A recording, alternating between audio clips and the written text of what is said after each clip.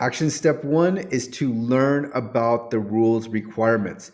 I highly recommend that you have at least two people who read through the entire fact sheet. And let's tab to the fact sheet. Now, if we scroll through this, there's about 20 minutes of diligent reading involved. And what I recommend is that for every person who is responsible for reading through the fact sheet, that they allot 1 hour and 30 minutes of time to slowly read through the entire fact sheet, study it, take notes, and then reread it.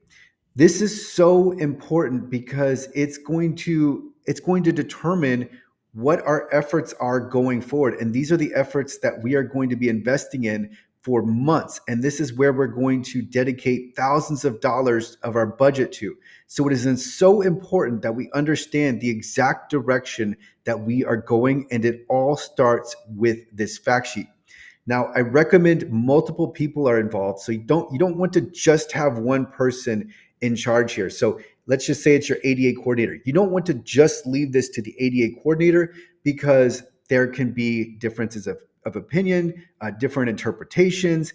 There can be one person reading it might miss one detail that's very important where another person would not. And so we can have a joint team effort where we have at least two people who are reading through this and understand it, and then they can be a reference for the rest of the team.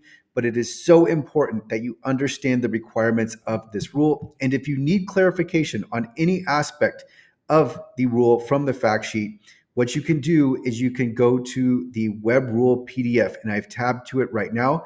This is the entire rule, and you're not going to read this entire PDF, but what you can do is you can search for the relevant sections where you have a question on, and then read them to gather more context. Now, one other point here is that the Web Rule primarily comes down to WCAG 2.1 AA conformance. Now, that's a general statement. Obviously, there are more details here, and as we'll talk about later, there are exceptions. But for our web content, our mobile apps, and our documents, we need to make these conformant with the WCAG 2.1 AA technical standards. So that's what this comes down to.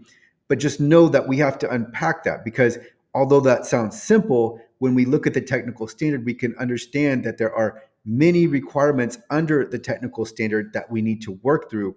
So while it sounds simple, and it is simple, when we actually carry out the action, there is much more work involved. So just know that ahead of time.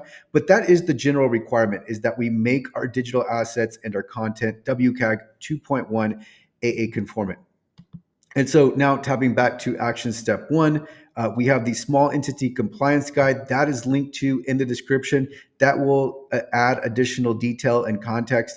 And then we've already talked about the requirements, the detailed explanation of the web rule that's in the PDF. So all of these documents, including the accessible.org guide, are in the description. I highly recommend you go through everything. This is something that sets the foundation for how we're moving forward. So it is so important that you learn this and understand it inside and out. So that's going to do it for action step one. We will look at action step two in the next video.